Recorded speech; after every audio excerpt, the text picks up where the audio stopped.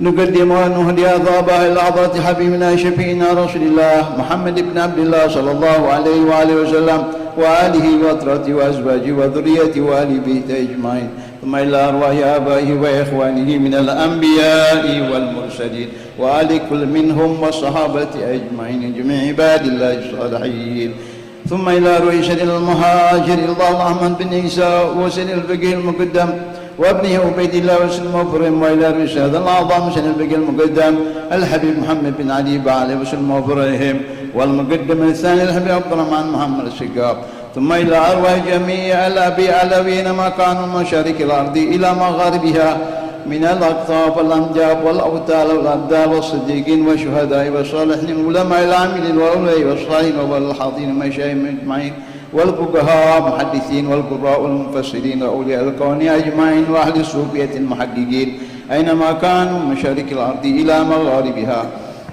ثم إلى أرواح جميع المتقدمين من المنطقة الجيز البلاد من الأنبياء العلماء والأولياء والصالحين، خصوصا إلى روح اجتمعنا ها هنا بسببهم، والدنا ووالدهم خاصة وأمواتنا وأموات المسلمين عما أوصل وما ثواب ذلك منا إليهم، اللهم اجعله نورا يسعى ويتلألأ بين أيديهم، اللهم اجعله فكاكا له من النار وإتقا له من النار وسترا له من النار وإجابا له من النار وبراءة له من العذاب، اللهم اغفر لهم وارحمهم وعافهم واعف عنهم، اللهم اغفر لهم وارحمهم وعافنا واعف عنهم، واجمعنا واياهم في دار كرامتك ومستقر رحمتك ومحل اوليائك مع الذين انعمت عليهم من النبيين والصديقين والشهداء والصالحين، وحسن اولئك رفيقا، ذلك الفضل من الله وكفى بالله عليم. ربنا اغفر لنا ولإخواننا الذين سبقونا بالإيمان ولا تجعل في قلوبنا غلا للذين آمنوا ربنا إنك رؤوف رحيم. ربنا آتنا في الدنيا حسنة وفي الآخرة حسنة وقنا عذاب النار، وصلى الله على سيدنا محمد النبي الأمي وعلى آله وصحبه وسلم. سبحان ربك رب العزة عما يصفون وسلام على المرسلين والحمد لله رب العالمين. الفاتحة.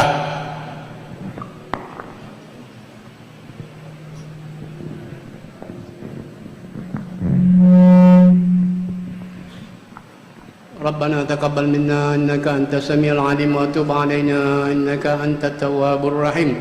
ربنا آتنا في الدنيا حسنة وفي الآخرة حسنة وقنا عذاب النار. دعواهم سبحانك الله وتحيتهم فيها سلام، وآخر دعواهم من الحمد لله رب العالمين.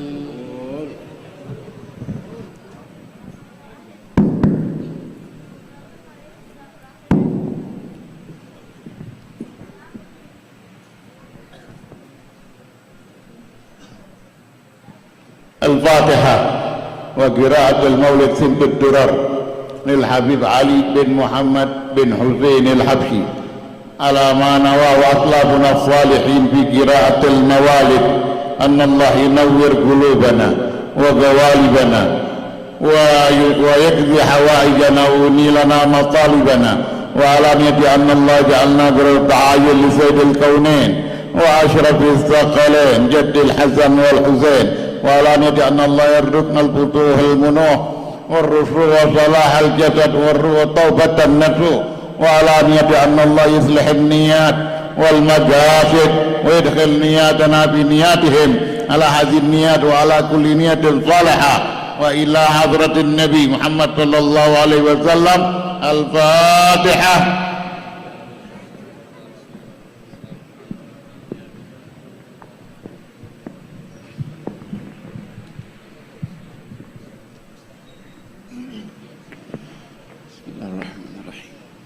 يا رب صل على محمد، يا ربي صل عليه وسلم. يا ربي صل على محمد، يا ربي صل عليه وسلم. يا ربي صل على محمد أشرف بدر في الكون أشراق. يا ربي صل على محمد، يا ربي صل عليه وسلم. يا ربي صل على محمد أكرم داع يدعو إلى الحق. يا ربي صل على محمد يا ربي صل عليه وسلم يا ربي صل على محمد المصطفى الصادق المصدق يا ربي صل على محمد يا ربي صل عليه وسلم يا ربي صل على محمد أحلى الورى منطقا وأصداق يا ربي صل على محمد يا ربي صل عليه وسلم يا ربي صل على محمد أفضل من بالتقى تحقق يا ربي صل على محمد يا ربي صل عليه وسلم يا ربي صل على محمد من بالسخاء والوفاء تخلق يا ربي صل على محمد يا ربي صل عليه وسلم يا ربي صل على محمد واجمع من الشمل ما تفرق يا ربي صل على محمد يا ربي صل عليه وسلم يا رب صل على محمد يا رب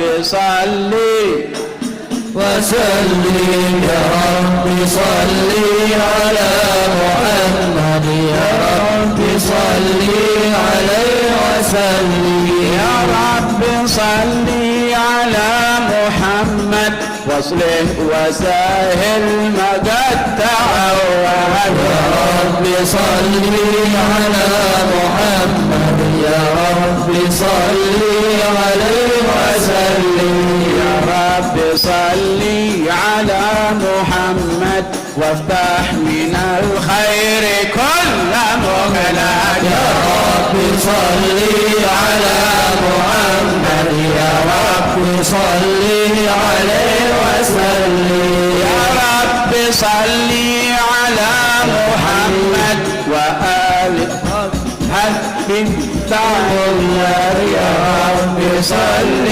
على محمد يا رب صل عليه وسلم يا رب صل على محمد للحبيب يعشق يا رب صل على محمد يا رب صل عليه وسلم يا رب صل على محمد ومن بحبل النبي توثق يا رب صل على محمد يا رب صل عليه وسلم يا رب صل على محمد يا رب صل عليه وسلم يا رب صل على محمد يا رب صل عليه وسلم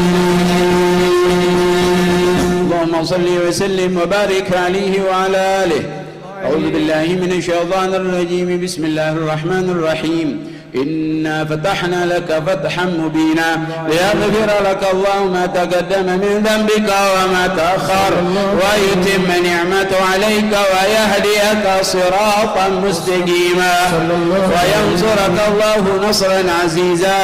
لقد جاءكم رسول من أنفسكم عزيز عليه ما عنتم حريص عليكم بالمؤمنين رؤوف رحيم. فإن تولوا فقل حسبي الله لا إله إلا هو عليه توكلت وهو رب العرش العظيم. إن الله وملائكته يصلون على النبي يا أيها الذين آمنوا صلوا عليه وسلموا تسليما.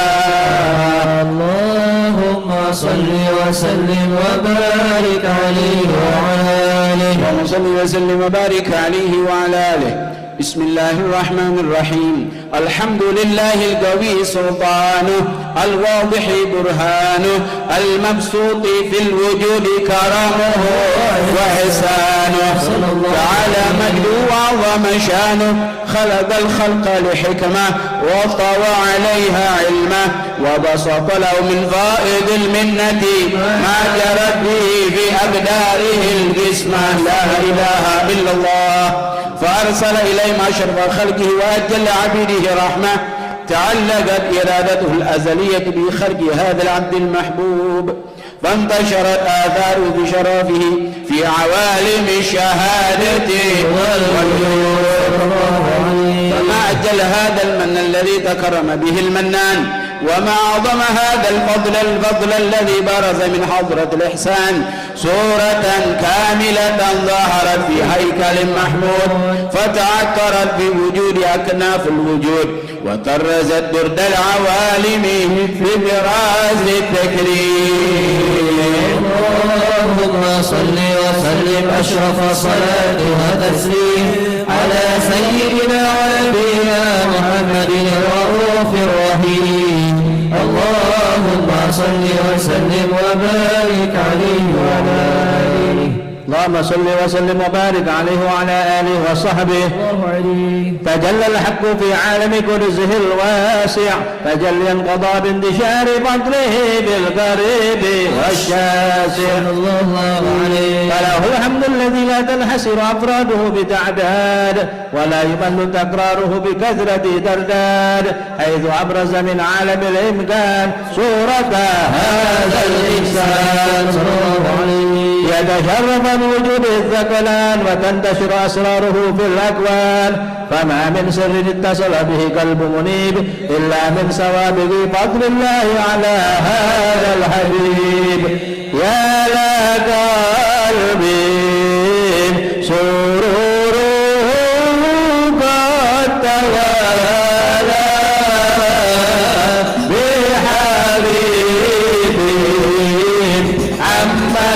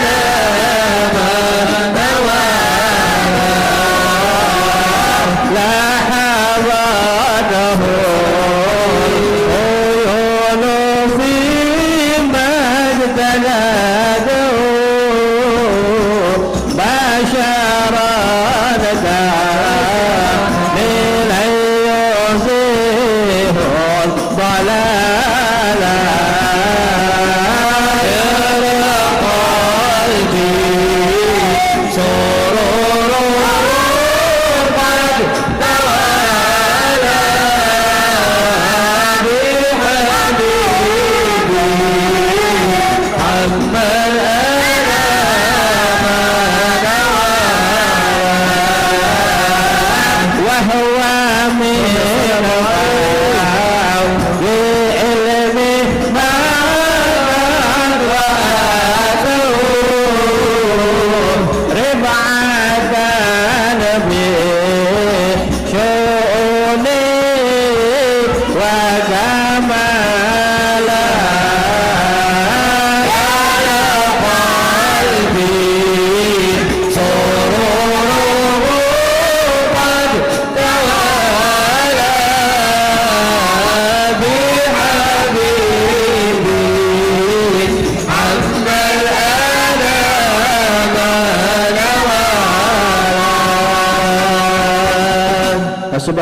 الذي أبرز من حضرة الامتنان ما يعجز عن وصفه اللسان ويحار في كعبه معانيه الجنان. انتشر منه في عالم البطون والظهور ما ملأ الوجود الخلقي نور. فتبارك الله من إله كريم بشرتنا آياته في الذكر الحكيم ببشارة. لقد جاءكم رسول من أنفسكم عزيز عليه ما عنتم حريص عليكم بالمؤمنين رؤوف رحيم.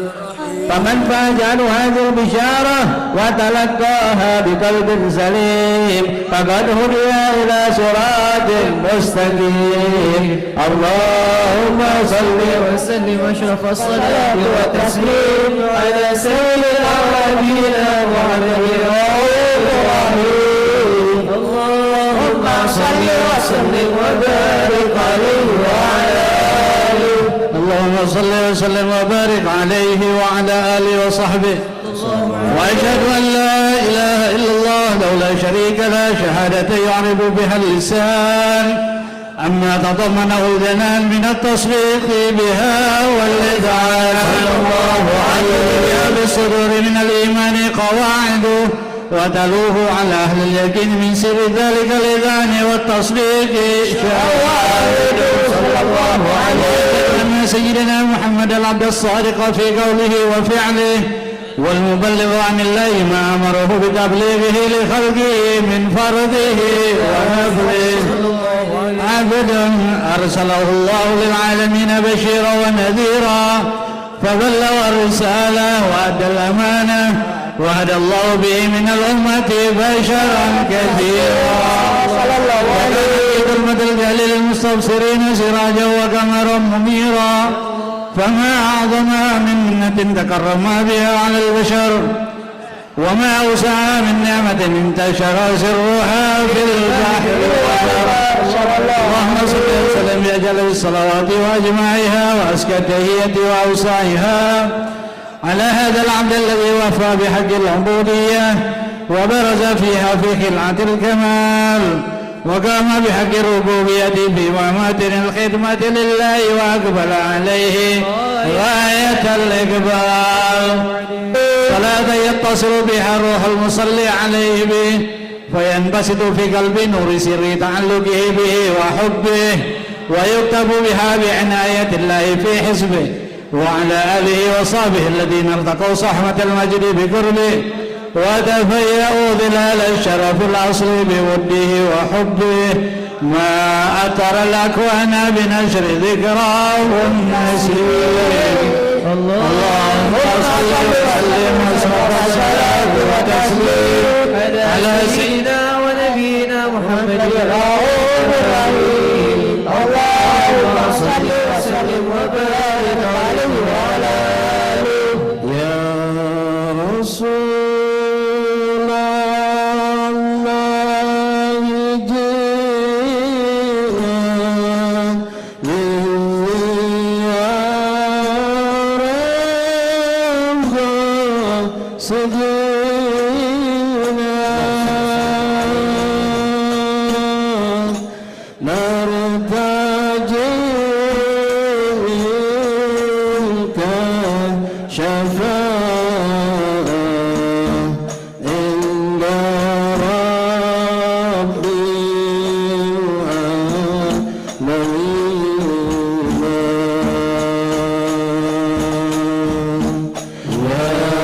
رسول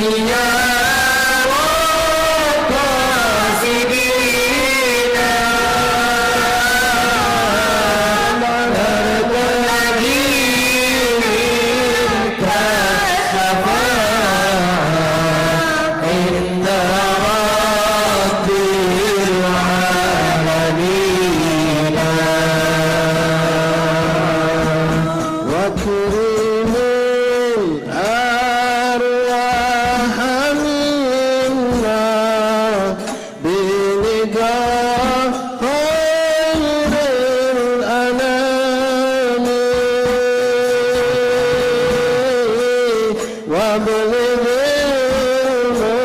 المختار عنا من صلاة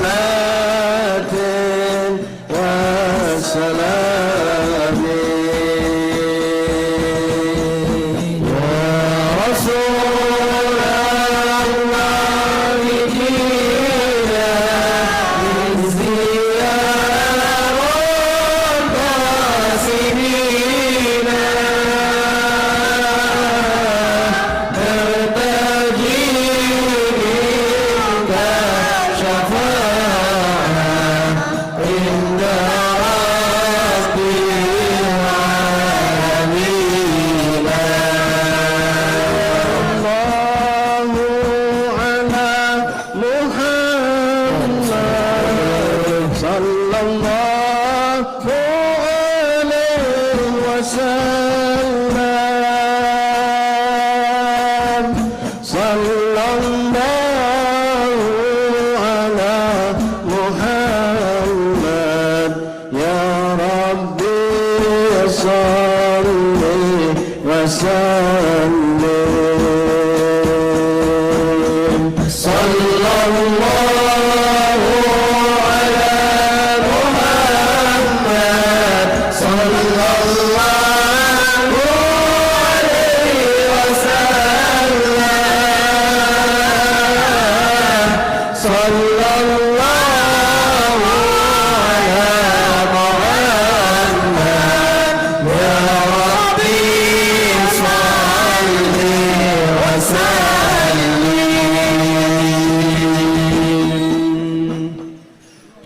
اللهم صل وسلم وبارك عليه وعلى آله صلى الله عليه. أما بعد، فلما تعلقت إرادة الله في العلم القديم بظهور أسرار التخصيص للبشر الكريم بالتقديم والتكريم، نبذت القدرة الباهرة بالنعمة الواسعة والمنة الغامرة فانفلقت بيضة التصوير في العالم المطلق الكبير عن جمال مشهود بالعين حاول لوصف الكمال المطلق والحسن التام والزين، فتنقل ذلك الجمال الميمون في الأصلاب الكريمة والبطون، فما من صلب ضم إلا وتمت عليه من الله النعمة صلى الله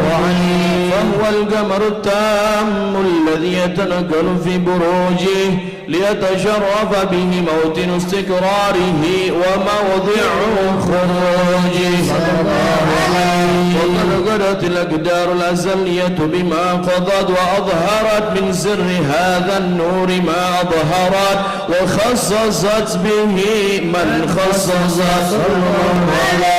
وكان مستقره في الأصلاب الفاخرة والأرحام الشريفة الطاهرة حتى برز في عالم الشهادة بشرا لا كالبشر، ونورا حير الأفكار ظهوره وبهر، فتعلقت همة الراكم لهذه الحروف بأن يركم في هذا القرطاس ما هو لديه من عجائب ذلك النور معروف. وإن كانت الألسن لا تفي بعشر معشار أوصاف ذلك الموصوف تشويقا للسامعين من خواص المؤمنين وترويحا للمتعلقين بهذا النور المبين، وإلا فأنا تعرب الأكلام عن شؤون خير الأنام، ولكن هزني لتدوين ما حفظه من سير أشرف المخلوقين وما أكرمه الله به في مولده من الفضل الذي عم العالمين. وبقيت رايته في الكون منشورة على مر الأيام والشهور والسنين داعي التعلق بهذه الحضرة الكريمة ولاعج التشوق إلى سماع أوصافها العظيمة، ولعل الله ينفع به المتكلم والسامع ويدخلان في شفاعة هذا النبي الشافع ويتروحان بروح ذلك النعيم. اللهم صل وسلم أشرف الصلاة وتسليم على سيدنا ونبينا محمد الرؤوف الرحيم. اللهم صل وسلم وبارك عليه وعلى آله. اللهم صل وسلم وبارك عليه وعلى آله. صلى الله وقد عليه آن للقلم أن يخط ما حركته فيه الأنامل مما استفاده الفهم من صفات هذا العبد المحبوب الكامل الله عليه وشمائله التي هي أحسن شمائل. وهنا حسن أن نثبت ما بلغ إلينا في شأن هذا الحبيب من أخبار وآثار يتشرف بكتابته القلم والقرطاس وتتنزه في هدائكه الأسماء والأبصار. وقد بلغنا بالأحاديث المشهورة أن أول شيء خلقه الله هو النور المودع في هذه السورة صلى الله عليه. ونور هذا الحبيب أول مخلوق برز في العالم ومنه تفرع الوجود خلقا بعد خلق فيما حدث وما تقدم. وقد أخرج عبد الرزاق بسنده عن جابر بن عبد الله الأنصاري رضي الله عنهما قال: قلت يا رسول الله بأبي وأمي أخبرني عن أول شيء خلقه الله قبل الأشياء. قال: يا جابر إن الله خلق قبل الأشياء نور نبيك محمد صلى الله عليه وسلم من نوره. وقد ورد من حديث أبي هريرة رضي الله عنه أنه قال: قال رسول الله صلى الله عليه وسلم: كنت أول النبيين في الخلق وآخرهم في البعث. وقد تعددت الروايات بأنه أول الخلق وجودا وأشرفهم مولودا. ولما كانت السعادة الأبدية لها ملاحظة خفية اختصت من شاءت من البرية بكمال الخصوصية. أودعت هذا النور المبين أصلاب وبطون من شرفته من العالمين. فتنقل هذا النور من صلب آدم ونوح وإبراهيم حتى أوصلته يد العلم القديم إلى من خصصته بالتكريم أبيه الكريم عبد الله بن عبد المطلب ذي القدر العظيم وأمه التي هي في المخاوف آمنة السيدة الكريمة آمنة. فتلقاه صلب عبد الله فألقاه إلى بطنها فضمنه أحشاؤها بمعونة الله محافظة على حق هذه الدرة وصونها وعملته برعاية الله كما ورد عنها حملا خفيفا لا تجد له ثقلا ولا تشكو منه علما ولا عللا حتى مر الشهر بعد الشمر من حمله وقرب وقت بروزه إلى عالم الشهادة لتنبسط على أهل هذا العالم فيوضات فضله وتنتشر فيه آثار مجده الصميم. اللهم صل وسلم أشرف صلاة وتسليم على سيدنا ونبينا محمد الرؤوف الرحيم. اللهم صل وسلم وبارك عليه وعلى آله.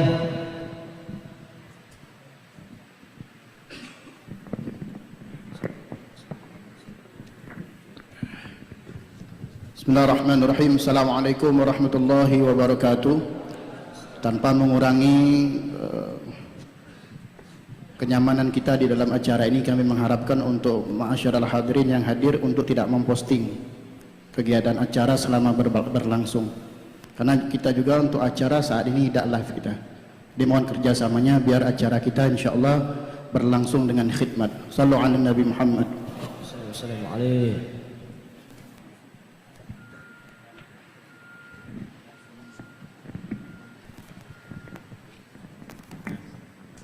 اللهم صل وسلم وبارك عليه وعلى آله صلى الله عليه ومنذ علقت به هذه الدرة المكنونة والجوهرة الموصونة والكون كله يصبح ويمسي في سرور وابتهاج بقرب ظهور إشراك هذا السراج والعيون متشوفة إلى بروزه متشوقة إلى التقاط جواهر كنوزه وكل دابة لقريش نطقت بفصيح العبارة معلنة بكمال البشارة وما من حامل حملا في ذلك العام إلا أتت في حملها بغلام من بركات وسعادة هذا الإمام صلى الله عليه ولم تزل الأرض والسماوات ومتضمخة بعطر الفرح بملاقاة أشرف البريات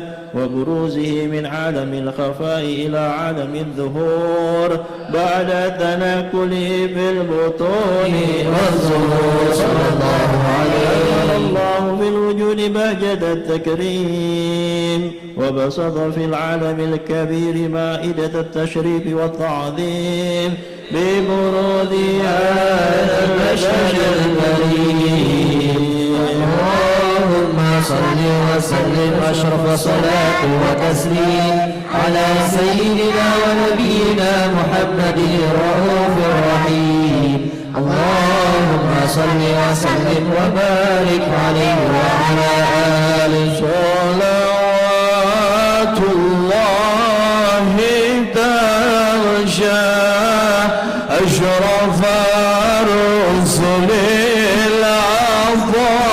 العظيم وتعم الجمعا ما بدا نور الكواكب صلوات الله تغشى أشرف الرسل العطائم وتعم الجمعا ما بدا نور الكواكب فلنسعه علينا والهنا من كل جانب فلنا البشرى بسعد جاءنا من خير واهب يا جمالا قد تجلى بالمشارق والمغارب مرحبا أهلا وسهلا بك يا خير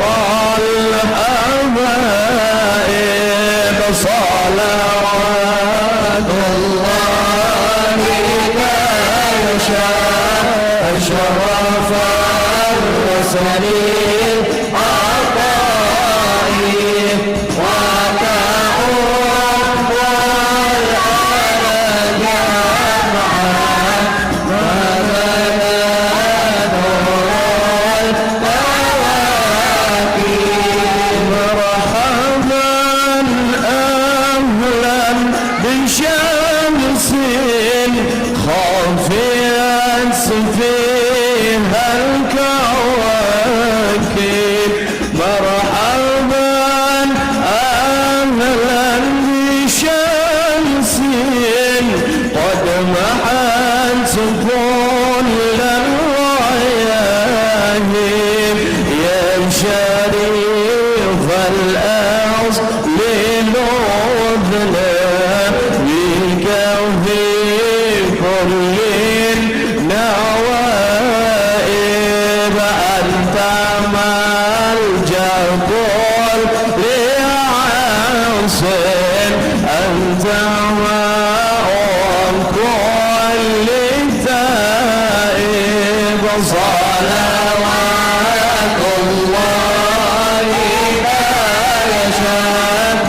أشرف المرسلين الطاهرين وكأم الأرض معا فبدا نور الكواكب جئت من أصل أصيل حل في أعلى الذوائم من قصي ولؤي ذبيح المجد بن غالب واعتنى مجدك فخرا في رفيعة المراتب لا بريحنا في سروري بك يا عادل المناقب صلوات الله بك يشاء أشرف المرسلين الطاهرين وكأم الأرض فبدا نور الكواكب فلم كم يوم وجودي ظهرت فينا عجائب بشرتنا بالعطايا والأماني والرغائب قد شربنا من صفانا بك من أحلى المشارب فلرب الحمد حمدا جل أن يحصي ويحاسب صلوات الله لا يشاء أشرف المرسلين الطاهرين وكأم الأرض معا فبدا نور الكواكب وله الشكر على ما قد حمانا من عوامل يا كريما يا رحيما جد وعجل بالمطالب وتوجهنا وبابك ما رجع من ذاك خائب واغفر ذنب عبد قد أتى نحوك تائب صلوات الله بك يشاء أشرف المرسلين الطاهرين وكأم الأرض معا فبدا نور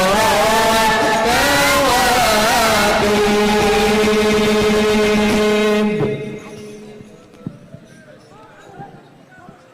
السلام عليكم اللهم صل وسلم وبارك عليه وعلى آله صلى الله عليه فحين قرب أوان ودع هذا الحبيب علنت السماوات والأرضون ومن فيهن بالترحيب وأمطار الجود الإلهي على أهل الوجود تفج وألسنة الملائكة بالتبشير للعالمين تعيد سبحان الله الحمد لله ولا إله إلا الله والله أكبر سبحان الله الحمد لله ولا إله إلا الله والله أكبر سبحان الله الحمد لله ولا إله إلا الله والله أكبر. والقدرة كشفت جناح هذا المستور ليبرز نوره كاملا في عالم الظهور نورا فاق كل نور صلى الله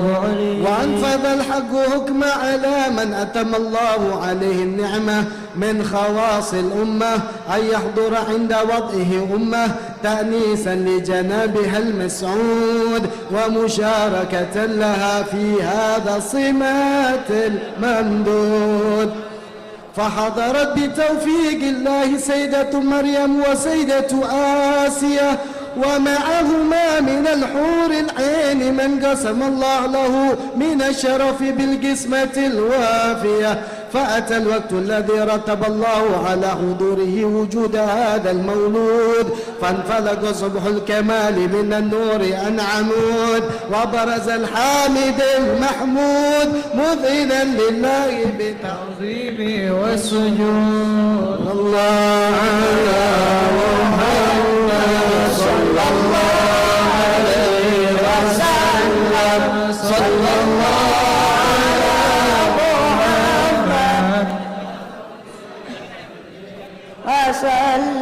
طلع البدر علينا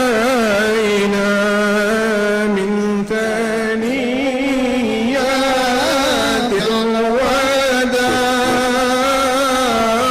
وجب الشكر علينا ما دعا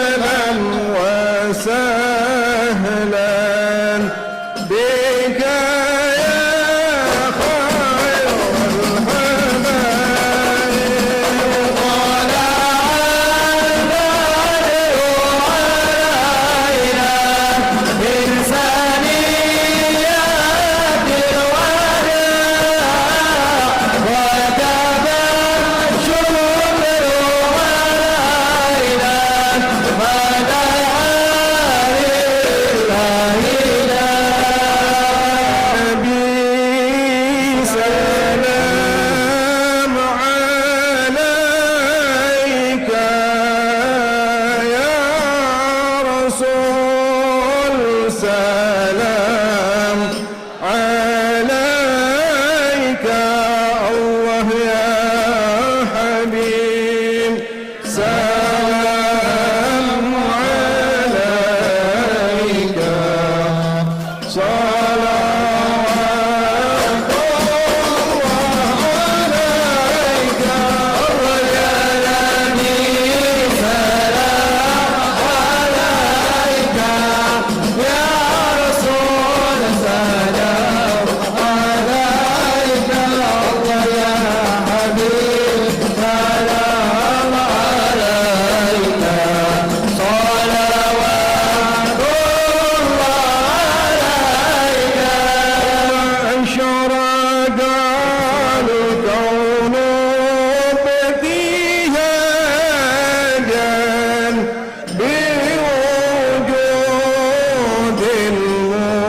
المصطفى فحمد ولأهل الكون أنس وسرور قد تجدد الله يا نبي سلام عليك يا رسول سلام عليك يا حبيب سلام عليك صلوات الله عليك أبو يهل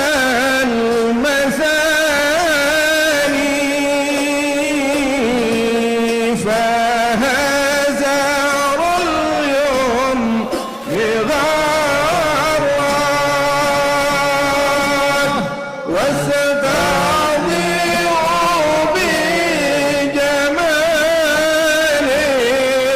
بجمال فقف الحسن تفرد يا نبي سلام عليك يا رسول سلام عليك يا حبيب سلام عليك صلوات الله عليك البشرى بسعد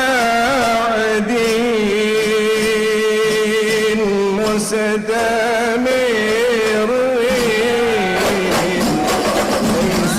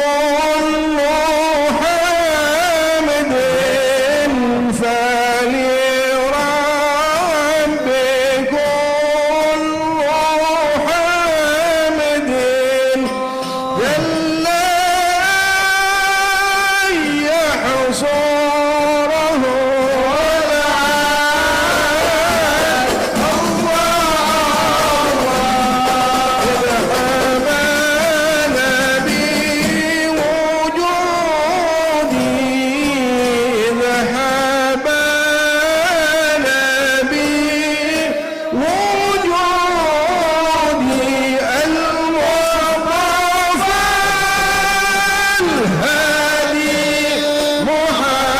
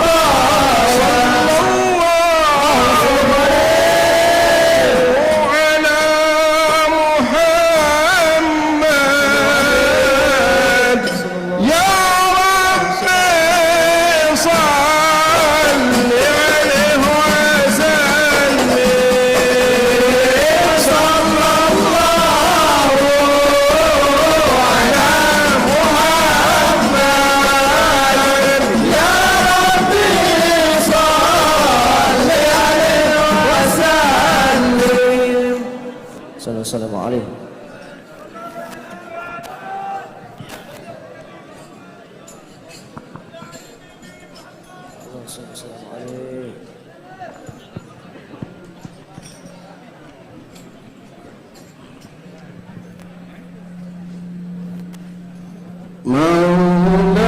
مولاي صل وسلم دائما أبدا على حبيبك صل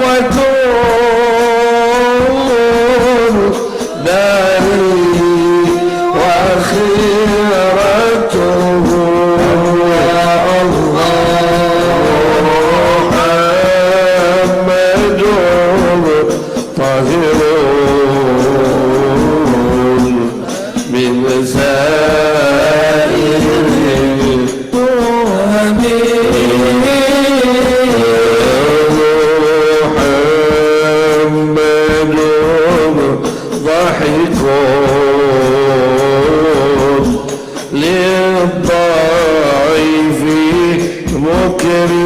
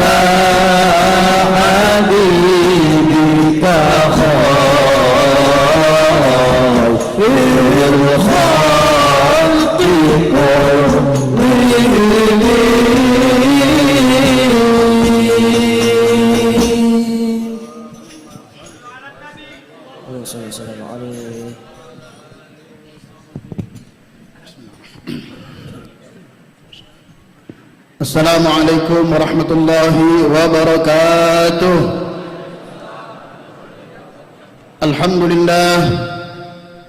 Alhamdulillahi rabbil alamin. Allahumma salli wa sallim ala sayyidina Muhammadin miftah ibadi rahmatillah adada ma fi ilmillah salatan wa salaman daimain bidawami mulkillah wa ala alihi wa sahbihi wa man wala ولا حول ولا قوة إلا بالله العلي العظيم.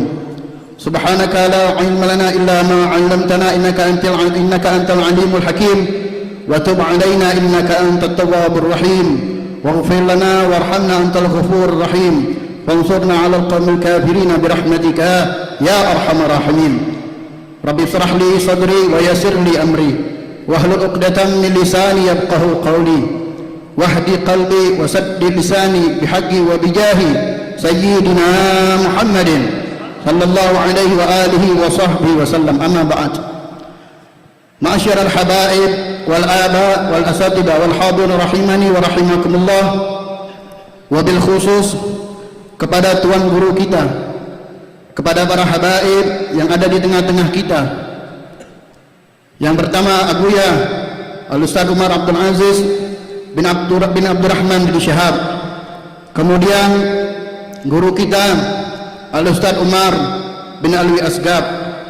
Begitu juga dengan guru kita Al-Ustaz Muhsin bin Abdullah Al-Habsyi, dan juga Al-Ustaz Syaugi bin Abdullah Al-Kab, dan juga ada para syibang kita di antaranya Al-Habib Ali Al-Bin Hamid, dan begitu banyak para habaib, para asatid yang tidak dapat kami sebutkan satu persatu nama-nama beliau, namun tanpa mengurangi daripada rasa hormat dan ta'zim kita. Kita doakan mudah-mudahan para tuan guru kita, para habaib, mereka senantiasa mendapatkan perlindungan dan penjagaan dari Allah Subhanahu wa taala dengan sebaik-baiknya penjagaan. Amin, amin, amin ya rabbal alamin. Ma'asyiral hadirin rahimani wa rahimakumullah, kita semua yang hadir insyaallah saat ini kita berada di tempat yang sangat mulia, di tempat di mana kita ketahui sama-sama ini tempat penuh dengan barakah, penuh dengan rahmat dari Allah Subhanahu wa taala. Tidak bisa kita pungkiri ini tempat insyaallah ini malam hujan rahmat dari Allah Subhanahu wa taala, karena ini tempat banyak dimakamkan daripada para aulia wassalihin yang insyaallah dengan hadirnya kita pada malam hari ini insyaallah kita semua mendapatkan keberkahan daripada mereka. Amin ya rabbal alamin. Masyarul hadirin rahimani wa rahimakumullah.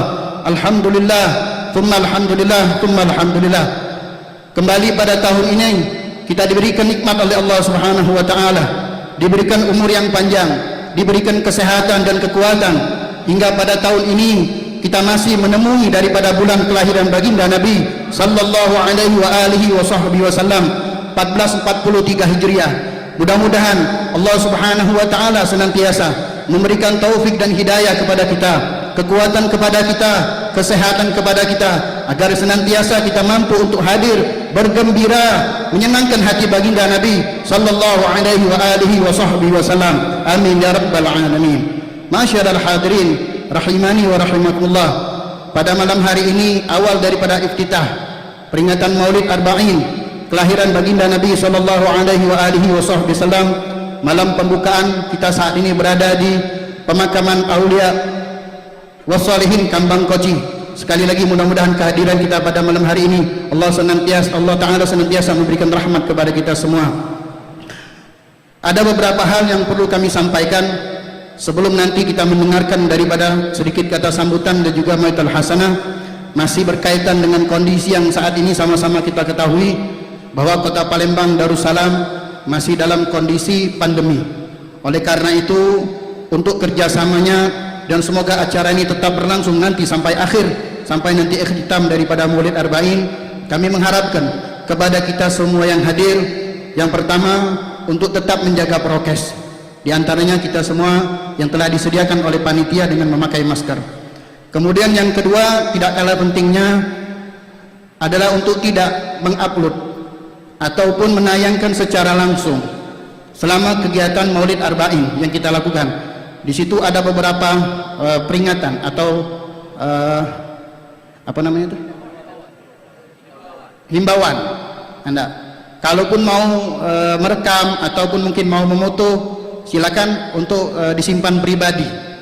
Ini adalah beberapa hal yang perlu kami sampaikan berkaitan dengan kelangsungan daripada kegiatan kita selama 40 malam berturut-turut. Tentu kita berharap mudah-mudahan dengan keberkahan Maulid Nabi besar Muhammad sallallahu alaihi wa alihi wasallam dan dengan keberkahan para aulia sholihin yang dimakamkan di pemakaman para aulia sholihin pada saat ini kita berada di dalamnya, mudah-mudahan penyakit atau pandemi ini segera diangkat oleh Allah Subhanahu wa taala di bumi tercinta kita Palembang Darussalam khususnya, dan semua tempat yang ada di Indonesia pada umumnya dan dunia pada umumnya. Amin ya rabbal alamin. Masyarul hadirin rahimani wa rahimakumullah. Sebagaimana biasanya perlu kita ketahui bahwasanya kegiatan daripada ziarah ini ataupun zikir yang biasa dilakukan oleh guru kita tiap bulan, yakni Fadilatul Ustaz Muhammad Syukri bin Ali bin Syahab yang senantiasa dilakukan setiap bulan. Alhamdulillah untuk pembukaan pada malam hari ini diadakan di pemakaman Aulia Wassalihin di Kambang Koci. Setiap tahun memang ada perubahan di setiap pembukaan daripada peringatan Maulid Arba'in. Namun oleh karena itu seperti biasanya kami akan mengumumkan peringatan Maulid pada malam-malam berikutnya dan juga pada hari-hari ataupun pada sore harinya. Untuk malam besok, malam yang kedua daripada peringatan Maulid Nabi besar Muhammad sallallahu alaihi wa alihi wasallam atau 2 Rabiul Awal, peringatan Maulid akan diadakan di rumah Sayyidil Habib Ahmad bin Hasan Al-Habsyi di Kampung BBC 12 Ulu. Kemudian untuk malam yang ketiga, peringatan Maulid akan diadakan di rumah Sayyidil Habib Alwi bin Ahmad Bahsin di di Lorong Jaya 13 Ulu atau di Kampung Bahsin. Kemudian untuk malam berikutnya, malam yang keempat, peringatan Maulid akan diadakan di rumah Sayyidil Habib Muhammad bin Abdullah Al-Habsyi atau Al-Ustadz Maci di Kampung Al-Habsyi 14 Ulu. Kemudian untuk malam yang kelima, peringatan Maulid akan diadakan di Majelis Burda Dalailul Khairat di Golden Spy Veteran. Kemudian adapun untuk peringatan Maulid untuk besok hari atau pembukaan untuk Maulid sorenya itu akan diadakan di rumah Sayyidil Habib Ahmad bin Syekh bin Syihab waktu ba'da salat asar, bertempat di Kampung Sungai Bayas atau di samping Musola At-Thayyibah dekat Gedung Ba'alawi. Demikianlah beberapa pengumuman yang dapat kami sampaikan pada malam hari ini, mudah-mudahan bisa dimaklumi oleh kita semua. Masyaallah hadirin rahimani wa rahimakumullah. Yang pertama, marilah sama-sama sedikit kita dengarkan kata sambutan daripada Ketua Rabita Palembang Darussalam yang dalam hal ini akan disampaikan oleh guru kita Al-Ustadz Abdurrahman bin Hasan Al-Habsyi. Kemudian dilanjutkan nanti dengan dua Maitul Hasanah. Yang pertama akan disampaikan oleh guru kita Fadilatul Ustadz Al-Habib Umar bin Alwi Asgab selaku pengasuh selaku pembina daripada Majelis Maulid Arba'in. Kemudian yang kedua, Maitul Hasanah akan disampaikan oleh guru kita Fadilatul Ustadz Al-Habib Muhammad Syukri bin Ali bin Syihab selaku pengasuh Majelis Zikir dan Ziarah Bulanan Pemakaman Aulia Palembang Darussalam. Demikianlah beberapa hal yang dapat kami sampaikan. Wal afu minkum. Wassalamualaikum warahmatullahi wabarakatuh. Sallallahu ala Muhammad.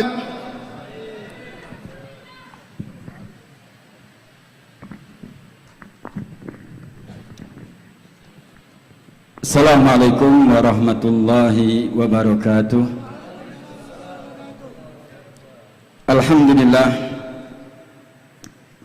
Alhamdulillahilladzi hadana lihada wa ma kunna linahtadiya laula an hadanallah. Asyhadu an la ilaha illallah wahdahu la syarikalah. Wa asyhadu anna sayyidana wa nabiyana Muhammadan abduhu wa rasuluh. Allahumma salli wa sallim ala sayyidina Muhammad miftahi babir rahmatillah adada ma fi ilmillah salatan wa salaman daimaini bidawami mulkillah wa ala alihi wa sahbihi wa man walah wa la hawla wa la quwata illa billah amma ba'd. Hadirin yang dimuliakan Allah Subhanahu wa taala, wabil khusus para habaib, para ulama, para sesepuh yang hadir bersama kita, wabil khusus Abuya Al-Habib Umar Abdul Aziz bin Abdurrahman bin Syihab, wal Habib Umar bin Alwi Asgab, wal Habib Muhsin bin Abdul Al-Habsyi, juga para sesepuh kita yang senantiasa hadir di majlis-majlis maulid, terutama majlis Arba'in, Al-Habib Ali bin Abdullah Al bin Hamid. Mudah-mudahan kita doakan agar mereka semua dipanjangkan Allah Subhanahu wa taala umurnya, sampaikan segala hajat-hajatnya, dan juga kita yang hadir di tempat ini mudah-mudahan Allah Subhanahu wa taala sampaikan segala hajat kita, baik hajat dunia maupun akhirat. Amin ya rabbal alamin. Hadirin yang dimuliakan Allah Subhanahu wa taala, alhamdulillah di saat ini, pada saat ini kita senantiasa senang dengan kehadiran Nabi sallallahu alaihi wasallam. Seluruh kita yang hadir di tempat ini senang dengan pembacaan maulid, dengan salawat kepada Nabi Muhammad sallallahu alaihi wasallam. Banyak mungkin orang di luar sana mereka senang dengan kedatangan harta mereka, senang dengan mungkin jabatan mereka, senang dengan keduniaan mereka, tapi alhamdulillah pada saat ini kita senang dengan kehadiran Nabi Muhammad sallallahu alaihi wasallam. Berkat para salaf kita, mewakili segenap panitia, segenap yang bernaung atau di bawah naungan daripada Maulid Arba'in ini, atau yang ikut membantu Maulid Arba'in ini, maulid yang dibina oleh para salaf kita, para pendahulu kita, yang mungkin kita saksikan makam-makam mereka di sini. Merekalah yang mempunyai andil yang besar kepada kita di Palembang Darussalam ini. Kita bisa mengenal Allah Subhanahu wa taala, mengenal Nabi Muhammad sallallahu alaihi wasallam berkat mereka. Maka tanpa ragu pada saat ini yang kita hadir di tempat ini, kita dipanggil oleh Nabi Muhammad sallallahu alaihi wasallam. Diinginkan Nabi Muhammad sallallahu alaihi wasallam untuk hadir, diinginkan Nabi Muhammad sallallahu alaihi wasallam untuk mengucapkan salawat kepada Nabi Muhammad sallallahu alaihi wasallam. Diinginkan oleh Nabi Muhammad sallallahu alaihi wasallam untuk kita bisa berkumpul bersama para aulia, bersama para solihin. Mudah-mudahan Allah Subhanahu wa taala kumpulkan kelak kita di surga bersama Nabi Muhammad sallallahu alaihi wasallam, bersama para salaf kita. Segenap habaib, mewakili segenap habaib di Palembang Darussalam, mengucapkan ribuan terima kasih, mengucapkan ribuan terima kasih atas kehadiran, sumbangsi, dan mudah-mudahan yang kita lakukan pada saat ini menyenangkan para salaf kita, menyenangkan para pendahulu-pendahulu kita, dan mudah-mudahan Allah Subhanahu wa taala angkat bala dan musibah berkat Nabi Muhammad sallallahu alaihi wasallam. Tanpa ragu, dengan Nabi Muhammad sallallahu alaihi wasallam, cahaya ya Nabi Muhammad sallallahu alaihi wasallam, Allah menurunkan rahmatnya. Ketika rahmat turun, maka Allah akan mengangkat bala dan musibah. Dengan berkat salawat kepada Nabi Muhammad sallallahu alaihi wasallam, berkumpulnya untuk Nabi Muhammad sallallahu alaihi wasallam, tanpa ragu Allah Subhanahu wa taala akan memberikan yang terbaik untuk kita, untuk Palembang Darussalam, untuk bangsa Indonesia, bahkan untuk dunia. Bahkan di akhirat kelak kita bersama Nabi Muhammad sallallahu alaihi wasallam. Rahmat Allah Subhanahu wa taala, mudah-mudahan kita buka hati kita masing-masing. Mulai di malam hari ini, malam Jumat, malam yang dianjurkan untuk bersalawat kepada Nabi Muhammad sallallahu alaihi wasallam, buka hati kita untuk mendapatkan curahan ilmu yang akan disampaikan guru-guru kita.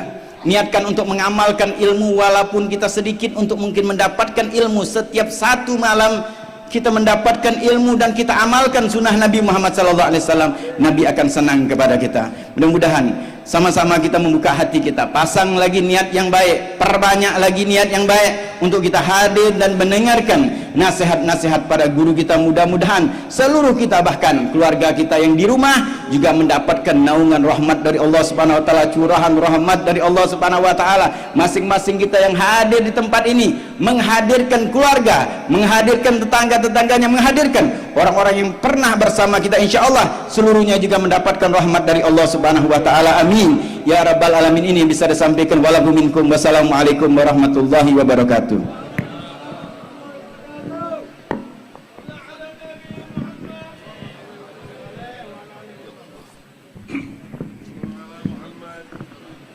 Assalamualaikum warahmatullahi wabarakatuh. Bismillah walhamdulillah, wassalatu wassalamu ala rasulillah sayyidina wa habibina wa syafi'ina wa maulana Muhammad ibn Abdullah wa ala alihi wa ashabihi wa man tabi'a hudah. La hawla wa la quwwata illa billah. Amma ba'd. Al-mukarram wal-muhtaram, para habaib, para kiai, para ulama, para asatidz, tokoh masyarakat, sesepuh bin sepuh, mewakili habaib-habaib yang hadir, saya akan sebut beberapa saja namanya. Namun yang tak tersebut, saya tidak mengurangi rasa hormat, ta'zim, takrim saya kepada antum-antum sekalian. Al-Mukarram wal-Muhtaram Abuya Al-Habib Umar Abdul Aziz bin Abdurrahman bin Syahab Hafidhullah wara'ah, Al-Habib Muhsin bin Abdullah Al-Habshi, yang kedua-duanya ini merupakan mudir dari ma'had yang beliau miliki. Juga kepada Al-Mukarram Al-Muhtaram Al-Habib Ali bin Abdullah Al-bin Hamid, semoga Allah memberikan usia panjang kepada beliau, diberikan kesehatan yang selalu memayungi maulid Maulid Arba'in dengan hadir setiap malamnya, mengalahkan anak-anak muda, walaupun beliau sendiri belum begitu tua. Kita doakan semoga bisa melakukan sunnahnya Nabi kita Muhammad sallallahu alaihi wasallam, karena sekarang ini beliau lagi jomblo. Semoga beliau teringat dengan beberapa fakta yang diceritakan oleh para asatid, para mubaligh yang berkaitan dengan masalah Sayyidina Umar Ibnul Khattab. Sayyidina Umar pernah berkata, sekiranya aku tahu usiaku tinggal 2 jam lagi, ketika ditanya apa yang harus saya lakukan, maka saya akan menikah lagi. Dan insya Allah Habib Ali usianya masih panjang, bukan hanya 2 jam, mungkin 20 tahun lagi. Oleh karena itu nggak boleh menjomblo. Menikah bukan hanya sekedar urusan biologis, tetapi menikah itu merupakan top up dari ibadah kita. Nabi mengatakan, rakaatun minal mutazawwijin khairun wa afdalu min 70 rakaatan minal azbi. Ini omongan Nabi, bukan omongan ustaz. 1 rakaat dari orang yang punya istri lebih bagus, lebih afdol dibanding 70 rakaat dari yang jomblo. Orang yang paling teka itu adalah orang yang tidak mengikuti sabda Nabi kita Muhammad sallallahu alaihi wasallam, karena Allah mengatakan wa ma atakumur rasul fakhuduhu. Kalimatnya khudhu, bukan ta'ammalu, unduru, tafakkaru, tapi khudhu. Apa yang Rasul datang buat kalian, maka ambillah, kata Allah. Gak usah banyak mikir. Kalau banyak mikir, banyak urungnya.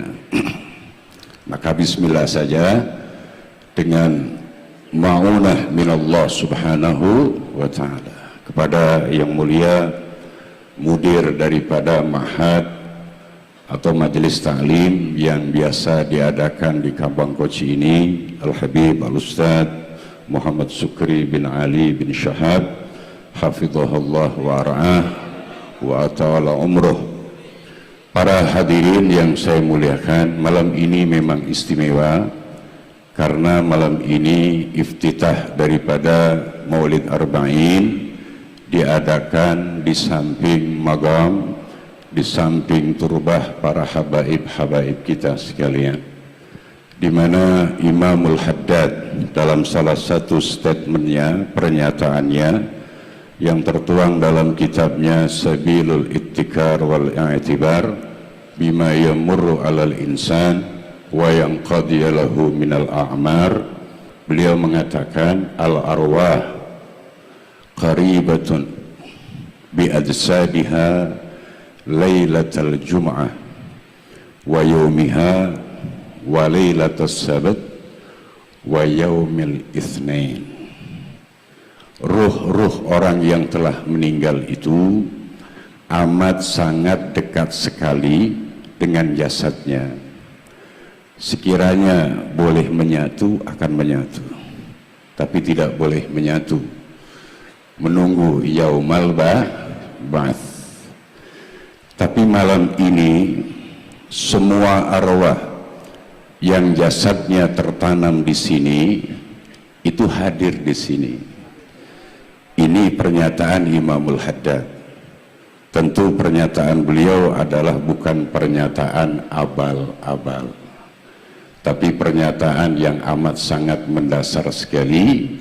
Kemudian tentunya munasabah dengan apa yang disampaikan atau diajarkan oleh orang makhluk yang agung yang malam ini kita mulai memperingati hari kelahirannya. Jadi malam ini yang hadir bukan cuma kita, tapi seluruh arwah yang jasadnya tertanam di sini hadir semua. Dan tentu insya Allah kehadiran kita menyenangkan mereka. Dengan menyenangkan mereka, maka itu artinya kita mencintai mereka. Sebab definisi mahabbah, definisi cinta, itu ada yang mengatakan indama takunu sa'adatu syakhsin ma sa'adataka fahadha huwal hub. Ketika cinta, ketika kebahagiaan seseorang menjadi kebahagiaanmu juga, itulah cinta. Seorang pecinta itu akan selalu berupaya, berusaha untuk membuat senang dan ikut senang dengan kesenangan orang yang dicintainya. Maka simpel sekali, kalau benar Anda mencintai Rasulullah, Rasul itu suka orang bodoh apa suka orang pintar? Tentu yang disukai Rasul adalah orang pintar. Ketika umatnya pintar, Rasul senang. Maka jadilah orang pintar. Jangan jadi orang bodoh. Kebodohan itu bukan akhlakul karimah. Kebodohan itu adalah akhlakus sayyi'ah. Cukup seseorang tak berakhlak kalau dia tidak berilmu. Oleh karena itu saya sering menyampaikan, jangan menuduh orang yang berilmu tak berakhlak. Yang paling tidak berakhlak adalah orang bodoh. Karena kebodohan bukanlah akhlakul karimah. Oleh karena itu yang selalu dianjurkan oleh Allah bahkan kepada Nabi kita Muhammad sallallahu alaihi wasallam adalah waqur rabbi zidni ilma. Oleh karena itu atas nama pembina Majelis Maulid Arba'in, ayo 40 malam ini kita gunakan untuk thalabul ilmi. Dengan thalabul ilmi Nabi suka. Dengan Nabi suka itu sebagai dalil bahwa kita benar-benar mencintainya. Mungkin ini yang bisa saya sampaikan, karena setelah ini Al-Habib Muhammad Sukri akan memberikan tausiahnya. Kurang lebihnya alafu minkum. Assalamualaikum warahmatullahi wabarakatuh.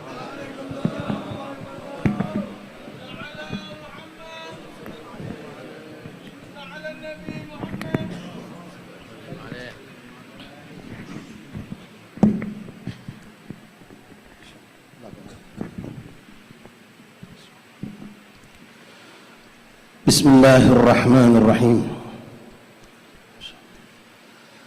Bismillah ma syaa Allah la yasukul khair illa Allah. Bismillah ma syaa Allah la yasrifu su'a illa Allah. Bismillah ma syaa Allah ma kana min ni'matin famin Allah. Bismillah ma syaa Allah la hawla wa la quwwata illa billah.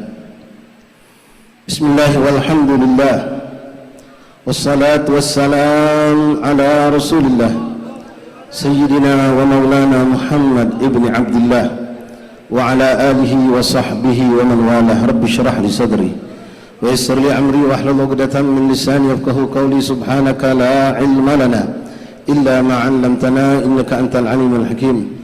وتب علينا يا رب إنك أنت التواب الرحيم. واغفر لنا وارحمنا وأنت خير الراحمين فانصرنا على القوم الكافرين برحمتك يا أرحم الراحمين يا أرحم الراحمين يا أرحم الراحمين. اللهم هذا منك وبك وإليك ولا حول ولا قوة إلا بك. معاشر الحبائب، معاشر الأساتذة، معاشر الإخوان، جماعة مجلس مولد رحمني رحمكم الله. Assalamualaikum warahmatullahi wabarakatuh. Alhamdulillah, thumma alhamdulillah, thumma alhamdulillah fil lailatul gharra. ijtama'na wa iyyakum ibtigha'an mardatillahi wa ghadwi wa thawabih. Di malam Jumat yang penuh berkah, kita dikumpulkan Allah Subhanahu wa taala di tempat yang teramat sangat mulia. Tempat yang tadi guru kita Al-Habib Umar bin Al-Musyab meyakinkan kita ikhwani bahwasanya mereka para aulia Allah hadir bersama kita. Ma'asyal ahbab rahimakumullah, kalau beliau mengatakan hal demikian tentu kita pun berkeyakinan Rasulullah sallallahu alaihi wasallam pun hadir bersama kita.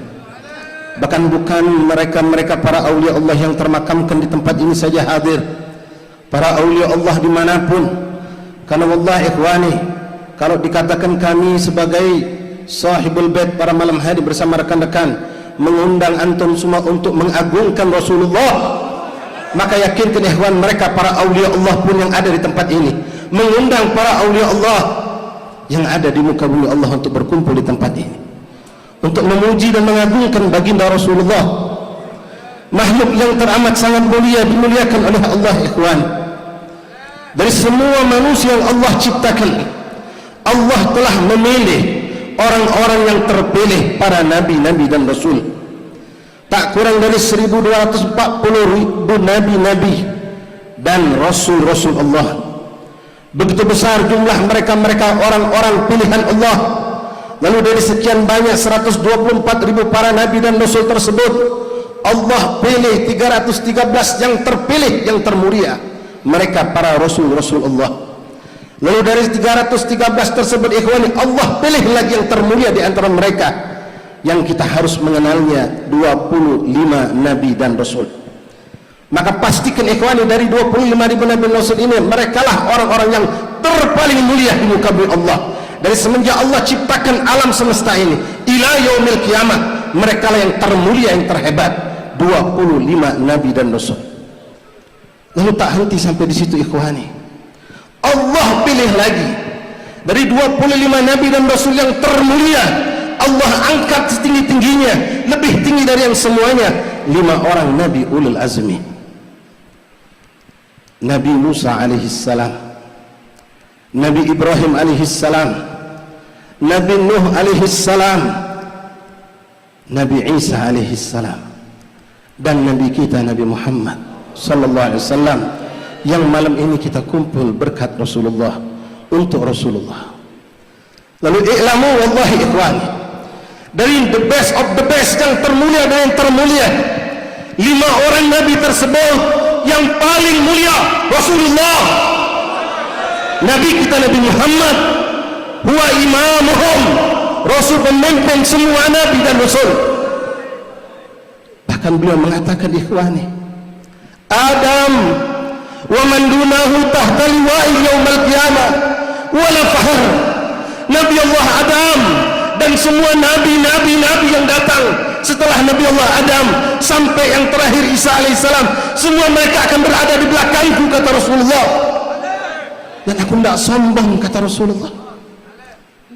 Ingat peristiwa Isra Mi'raj ikhwan, Allah kumpulkan semua nabi dan rasul, jutaan bahkan jumlah yang tak terhingga dari malaikat Allah. Mereka semua dikumpulkan Allah di Masjidil Aqsa, menunggu kedatangan seorang makhluk yang termulia, yang mereka semua pun mengakui kemuliaan tersebut. Mereka bahkan merindukan kedatangan makhluk tersebut di Masjidil Aqsa ikhwan. Kalau boleh kita bayangkan atau berhayal, di saf depan di Masjidil Aqsa, di situ duduk mereka para kibar anbiya Allah wa rasul, Nabi Allah Adam alaihissalam, Nabi Nuh, Nabi Musa, Nabi Isa, Nabi semua Nabi Allah, menunggu datangnya sosok seorang Nabi Allah yang terakhir dari keturunan mereka, tapi pemimpin mereka ikhwan, yang dimuliakan, diagungkan Allah, yang dijunjung oleh Allah untuk mengimami semua nabi dan rasul. Wa sayyidul kaunain wa asyraful thaqalain wa Rasulullah wa nabiyuna Nabi Muhammad ikhwan. Rasulullah yang dijadikan imam malam hari itu, bukan Adam alaihissalam sebagai Abul Bashar, bukan pula Nuh alaihissalam sebagai Abul Bashar Thani, bukan pula Nabi Allah Ibrahim yang mendirikan Ka'bah bersama Ismail, bukan pula Musa alaihissalam sebagai kalimullah, bukan pula Isa sebagai ruhullah, tapi yang dipilih menjadi imam. Dan tidak ada yang mengangkat tangan takbir Allahu Akbar kecuali setelah tangan yang mulia Rasulullah mengangkat tangan. Rasulullah yang jadi imam, ikhwan. Semua mereka berada di belakang Rasulullah. Dan kelak pada hari kiamat, ikhwan, semua kita berharap syafaat Rasulullah. Bahkan semua makhluk Allah manusia berharap mendatangi nabi-nabi mereka. Di saat semua orang ketakutan, kebingungan mendatangi nabi-nabi mereka, dan semua nabi mengatakan nafsi-nafsi, masing-masing cari selamat kata mereka. Bahkan mereka mengarahkan untuk datang kepada Sayyidul Kaunain, Rasulullah Nabi Muhammad. Maka datang bukan hanya kita umat Rasulullah, tapi semua umat Nabi pun datang kepada baginda Rasulullah. Apa kata Rasulullah, ikhwani? Ana laha, aku akan menolong kalian, kata Rasulullah. Rasulullah, ikhwani, Nabi kita Nabi Muhammad, pemimpin semua makhluk Allah alal itlaq. Bagaimana beliau diangkat menjadi nabi? Apakah dalam keadaan kemegahan, kemewahan seperti yang kita saksikan pada pejabat-pejabat, para orang-orang di dunia saat ini, di saat mereka dilantik menjadi seorang pemimpin di tempat yang mewah dengan menghambur-hamburkan uang yang begitu besar? Rasulullah Sayyidul Mutawadhi'in, ikhwani, beliau dilantik, diangkat menjadi nabi dan rasul di tempat yang begitu sangat sederhana di mata manusia, tapi tempat itulah yang sangat mulia di sisi Allah. Di dalam sebuah gua, ikhwani, gelap, tidak ada penerangan di situ, tidak ada pula disaksikan oleh makhluk-makhluk Allah yang lain kecuali Allah yang menyaksikan dan Jibril alaihissalam. Itulah bentuk pelantikan seorang Sayyidul Anbiya wal Mursalin. Ikhwani rahimakumullah, pemimpin-pemimpin manusia zaman sekarang, mereka boleh jadi bantu kita di saat mereka butuh bantuan dari kita, tapi Rasulullah lah. Rasul membantu kita di saat beliau masih hidup, sampai saat beliau telah wafat, saat ini terus membantu kita, dan beliau telah menjanjikan dengan pasti akan menunggu kita kelak yaumul qiyamah, ikhwani, untuk memberikan syafaat untuk kita, terutama kita orang-orang yang pendosa. Syafaatil ahlil kabair yaumul qiyamah, kata Rasulullah. Akan kuberikan syafaatku, akan aku tolong, kata Rasulullah, umat-umatku, semua mereka yang pendosa akan ditolong oleh Rasulullah. Isfa' lana ya Rasulullah, isfa' lana yaumul qiyamah ya Habibullah. Diceritakan, ikhwani, di saat para nabi-nabi telah disiapkan oleh Allah singgasana yang begitu indah, begitu mulia, yang memang patut untuk mereka nikmati atau mereka dapatkan. Semua nabi dan rasul telah duduk di singgasana mereka, illa huwa Rasulullah, kecuali Rasulullah, ikhwani, belum mau duduk di kursinya, belum mau duduk di bangku yang indah, yang megah tersebut. Sampai Allah menanyakan kepada Rasul, kenapa engkau belum mau duduk ya Rasulullah, ya Habibi? Malaikat pun bertanya kepada Rasulullah, sementara semua nabi-nabi telah duduk menikmati kedudukan mereka dengan keagungan itu, ikhwani, tapi Rasulullah belum, ikhwani. Rasul mengatakan, ya Allah, aku belum ridha untuk duduk di tempat yang kau siapkan ini, kecuali aku sudah memastikan tak tersisa satupun dari umatku di dalam neraka-Mu, ya Allah. Wallah, ikhwani, Raufur Rahim, Raufur Rahim. Huwa Rasulullah begitu mencintai kita, ikhwani, tapi tiap hari kita bikin dosa, tiap hari kita menyedihkan hati Rasulullah, sunnah Rasulullah kita tinggalkan, bahkan apa yang dibenci oleh Rasulullah kita datangi. La wallah, ikhwani, kita memohon kepada Allah malam hari ini dengan kehadiran para awliya Allah, para guru-guru mulia kita, para hadirin yang mungkin antum pun termasuk orang-orang yang dimuliakan oleh Allah, insyaallah. Semoga engkau ya Allah memaafkan kami pada malam hari ini, ya Allah. Kami penuh dengan dosa, ya Allah. Tentu Rasulullah bersedih dengan dosa-dosa kami, ya Allah. Tapi jika engkau ya Allah pada malam hari ini, ya Allah, memaafkan kami, mengampunkan dosa kami, maka itu akan menjadi kegembiraan untuk kekasih-Mu ya Rasulullah. Ya Allah, ighfir lana dhunubana, Allahumma ighfir lana dhunubana wastur lana uyubana wa kaffir anna sayyiatina, ya Allah.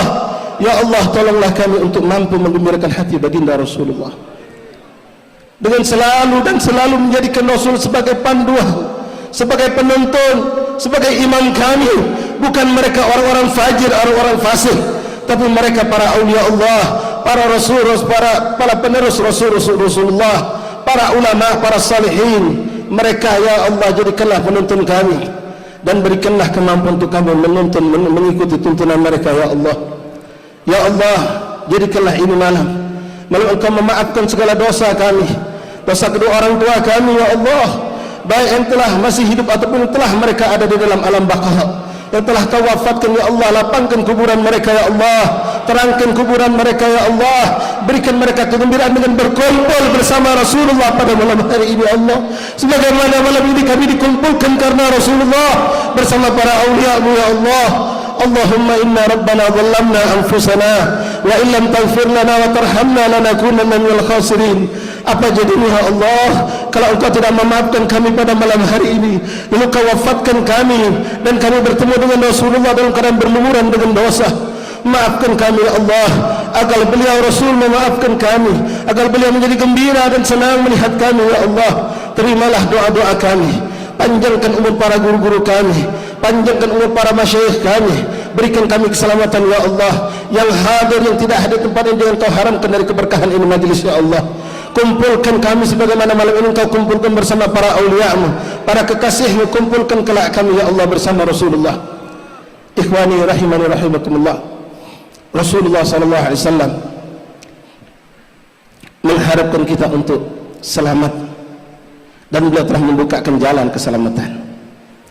Kita berharap mendapatkan kecintaan Allah dan Allah telah memberikan syarat untuk mendapatkan kecintaan dari baginda Rasulullah dengan kita mengikuti Rasulullah sallallahu alaihi wasallam. Cinta Allah tidak akan pernah kita dapatkan kecuali dengan mengikuti dan mencintai Rasulullah sallallahu alaihi wasallam. Qul in kuntum tuhibbunallaha fattabi'uni. Fattabi'uni, ikuti aku kata Rasulullah. Yuhibbukumullah, maka Allah akan mencintai kalian. Wa yaghfir lakum dzunubakum, dan Allah langsung memberikan ampunan dosa buat kita. Malam pembukaan ini kami ingin menyampaikan, kalau tidak habis mater menyampaikan tentang sunnah Nabi, maka izinkan kami pun menyampaikan, dan mudah-mudahan ikhwani kita catat dan kita amalkan sunnah Rasulullah yang kita mampu. Di antara sunnah-sunnah Rasulullah yaitu menegakkan solat sunnah. Solat wajib itu ada 17 rakaat. Maka yuk kita camkan juga menjalankan 17 rakaat solat sunnah yang tidak pernah ditinggalkan oleh Rasulullah. 17 solat wajib, 17 rakaat. Di situ pun ada 17 rakaat solat sunnah yang insya Allah ringan buat kita ikhwani. Tak pernah ditinggalkan oleh Nabi. Kalau memang kita mengaku cinta Nabi, jangan tinggalkan ini sunnah Nabi. Maaf ikhwan, kalau kita belajar ilmu fikih dasar, di situ memang dijelaskan apa makna makruh. Makruh adalah perbuatan yang kalau dilakukan tidak berdosa, ditinggalkan dapat pahala. Lalu apa makna sunnah? Sunnah adalah perbuatan kalau dikerjakan berpahala, tak dikerjakan tidak berdosa. Naam, hak ma yaqulul ulama wal fuqaha. Tapi sekarang bicara bukan tentang dosa dan tidak dosa ikhwan. Sunnah itu menyenangkan hati Rasulullah. Jangan kau tertipu, maaf, dengan ungkapan seperti tadi. Sunnah adalah perkara yang kalau dilakukan berpahala dan ditinggalkan tidak berdosa. Lalu kita mengatakan sunnah juga ada apa-apalah. La wallahi ikhwan, jangan kau lihat dengan makna kalimat seperti itu. Tapi kalau engkau dan saya melakukan satu sunnah Rasulullah, maka engkau akan lebih dekat dengan Rasulullah. Engkau akan dicintai. Bahkan kita diakui oleh Nabi adalah orang pencinta Rasulullah. Beliau mengatakan dalam sebuah hadisnya, man ahya sunnati faqad ahabbani wa man ahabbani kana ma'i fil jannah. Siapa yang menjalankan satu sunnahku kata Rasulullah, maka itu orang cinta kepadaku kata Rasulullah. Faman ahabbani kana ma'i fil jannah. Dan siapa yang cinta kepadaku kata Rasulullah akan bersamaku kelak di syurganya Allah subhanahu wa ta'ala. Sallu ala nabi. Benar ucapan ulama fuqaha ikhwan dengan makna seperti itu. Tapi aslafuna, mereka para rijalullah tidak memperhatikan masalah itu, tapi mereka akan berusaha mencari apapun yang bisa menyenangkan hati Rasulullah akan mereka kerjakan.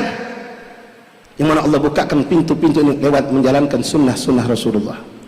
Dan sebaliknya juga ikhwan diminta maaf.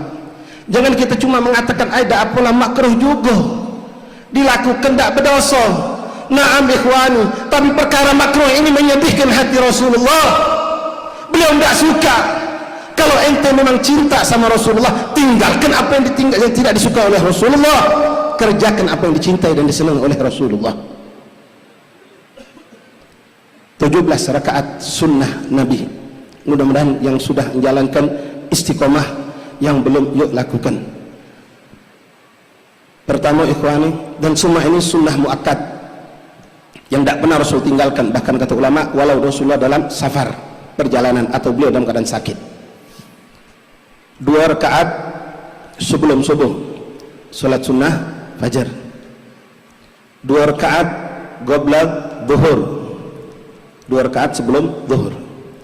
2 rakaat ba'da zuhur, 6 rakaat berarti jumlahnya.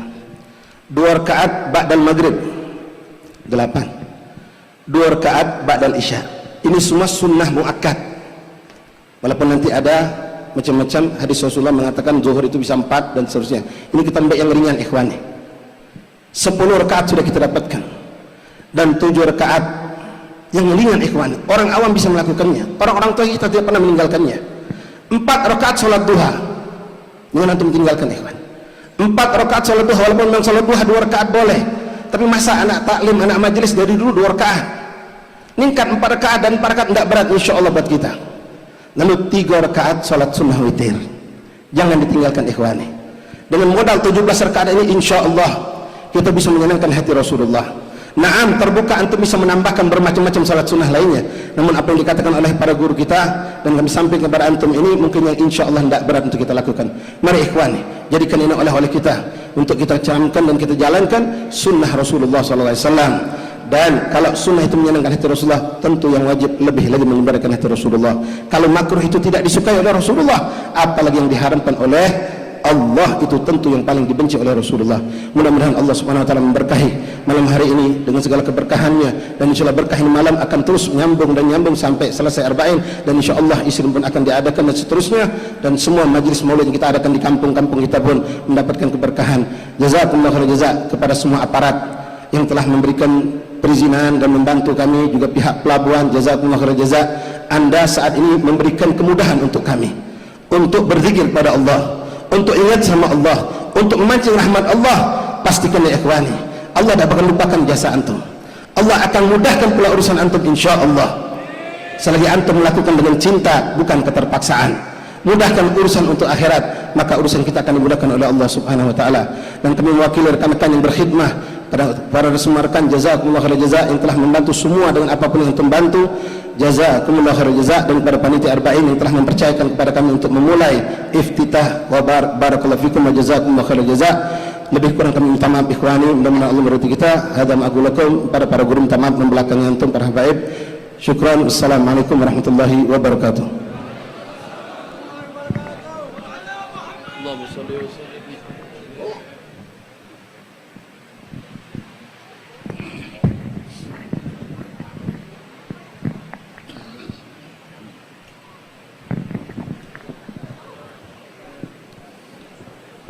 Bismillahirrahmanirrahim. Alhamdulillahi rabbil alamin. Hamdan yuwafi ni'amahu yukafi mazidah. Ya Rabbana lakal hamdu kama yanbaghi li jalal wajhika wa 'azimi sultanik. Subhanaka la nuhsi thana'an 'alaika anta kama asnaita 'ala nafsik. Walakal hamdu hatta tarda, walakal hamdu idza radit, walakal hamdu ba'da ridha. Allahumma salli wa sallim ala sayyidina Muhammadin fil awwalin, salli wa sallim ala sayyidina Muhammadin fil nabiyyin, salli wa sallim ala sayyidina Muhammadin fil mursalin, salli wa sallim ala sayyidina Muhammadin fi kulli waqtin wa hin, wa salli wa sallim ala sayyidina Muhammadin fil mala'il a'la ila yaumiddin, wa salli wa sallim ala sayyidina Muhammadin hatta tarsal arda man 'alayha wa anta khairul warithin, wa salli wa sallim ala sayyidina Muhammadin wa ala alihi wa sahbihi ajma'in. Walamma nadama al-fikru min darari al-awsaf al-muhammadiyyati 'uqudah, tawajjahtu ila Allah mutawassilan bi sayyidi wa habibi Muhammadin sallallahu alaihi wasallam أن يجعل سعي فيه مشكورا وفعلي فيه محمودا، وأن يكتب عملي بالأعمال المقبولة وتوجهي بالتوجهات الخالصة والصلات الموصولة. اللهم يا من إليك تتوجه الأعمال فتعود ظافرة، وعلى باب الجديد تحت الرحال فتغشاها من الفيوضات الغامرة. نتوجه إليك بأشرف الوسائل لديك سيد المرسلين عبدك الصادق الأمين سيدنا محمد الذي عمت رسالة العالمين، أن تصلي وتسلم على تلك الذات الكاملة مستودع أمانتك وحفيظ سرك وحامل راية دعوتك الشاملة على بالأكبر المحبوب لك والمخصص بالشرف الأبهر في كل موطن من مواطن القرب ومظهر، جاهز من ذلك في عبادك وساجي كوس رشادك لأهل ودادك سيد الكونين وأشرف الثقلين العبد المحبوب الخالص المحفوظ منك بأجل الخصائص. اللهم صل وسلم عليه وعلى آله وأصحابه وأهل حضرة اقترابه من أحبابه. اللهم إنا نقدم إليك جاه هذا النبي الكريم ونتوسل إليك بشرف مقامه العظيم أن تلاحظنا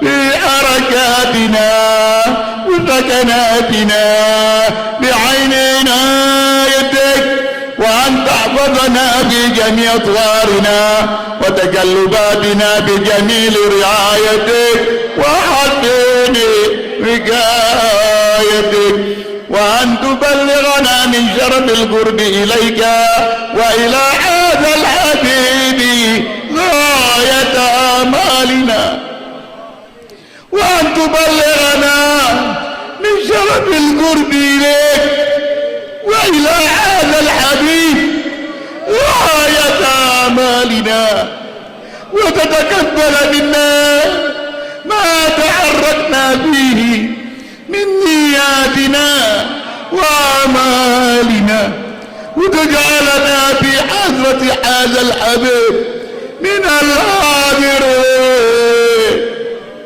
وتجعلنا في حضرة هذا الحبيب من الحاضرين، وتجعلنا في حضرة هذا الحبيب من الحاضرين، وفي طريق اتباعه من السالكين، وفي طريق اتباعه من السالكين، ولحقك وحكي من المؤدين، ولعهدك من الحافظين. اللهم إن لنا أجمعا في رحمتك الخاصة ولا تحرمنا، وظنونا جميلة هي وسيلتنا إليك فلا تخيبنا. آمنا بك وبرسولك وما جاء به من الدين، وتوجهنا به إليك مستشفين أن تكامل المذنب بالغفران والمسيء للإحسان والسائل بما سال والمؤمل بما أمل، وأن تجعلنا ممن نصر هذا الحبيب ووالاه وظاهره وأم ببركته وشرب رجعته أولادنا ووالدينا وأهل كثرنا ووالينا وجميع المسلمين والمسلمات والمؤمنين والمؤمنات في جميع الجهات وأدم راية الدين القويم في جميع الأمصار منشورة ومعالم الإسلام والإيمان بأهلها معمورة معنا وصورة واكشف اللهم كربة المكروبين وويلين المدينين واغفر للمسلمين واغفر للمسلمين واغفر للمسلمين وتقبل توبة التائبين وانشر رحمتك على عبادك المؤمنين أجمعين واكفي شر المعتدين والظالمين واسقط العدل بولاة الحق في جميع النواحي والأقطار وأيدهم بتأييد من عندك ونصر على المعاندين من المنافقين والكفار وأيد حبيبنا وأيد قائدنا الحبيب محمد رزق بن حسين بن شهاب بتأييد من عندك ونصر على المعاندين من المنافقين والكفار واجعلنا يا رب بالحسن الحسين من جميع البلايا واجعلنا يا رب بالحسن الحسين من جميع البلايا واجعلنا يا رب بالحسن الحسين من جميع البلايا وبالحرز المكين من الذنوب والخطايا وأدمنا بالعمل بطاعتك والصدق بخدمتك يا إمين وإذا توفيتنا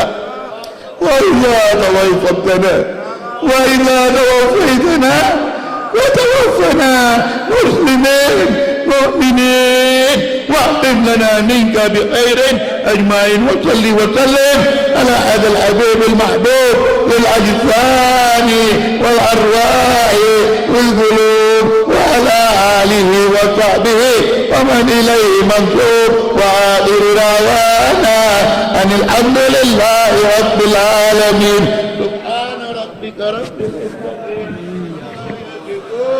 وسلام على المرسلين والحمد لله رب العالمين. الفضل بحق وبجيش الرسول صلى الله عليه وسلم. الفاتحة.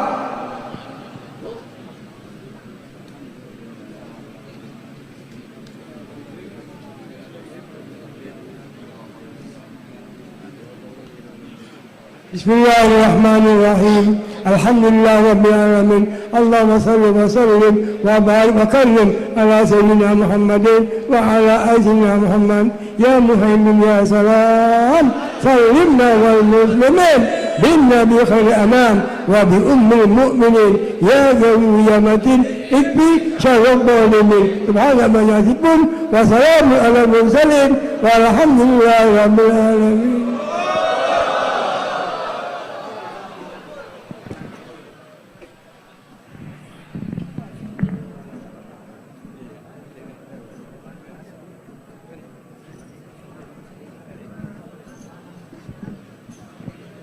Bismillahirrahmanirrahim. Bismillahirrahmanirrahim. Wa la ilaha illallah astagfirullah wa sallallahu alaihi wasallam.